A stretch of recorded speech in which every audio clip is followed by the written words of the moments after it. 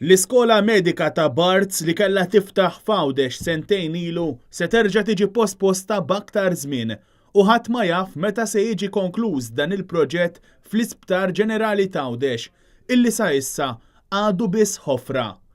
Il-proġett kien parti mill-konċessjoni li ngħatat lil VGH għat-tliet sptarijiet, iżda d-dewmien fil-bini tal-iskola medika ta' Barts beda jkun evidenti sa mill-bidu tal-proġett fl-2015.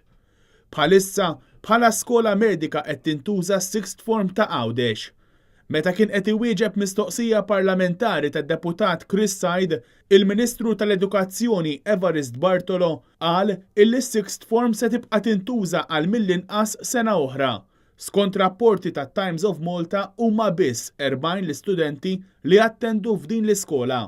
Fl-aħħar xhur saħansitra kien hemm rapporti li t-tmexxija ta' Barts qed tikkunsidra li ma tkomplix b'dan il-proġett hekk kif id-dowmien esaġerat qed iħalli impatt negattiv fuq din l-iskola, mhux biss ekonomiku imma wkoll daqqa ta' ħarta għar-reputazzjoni ta' din l-istituzzjoni.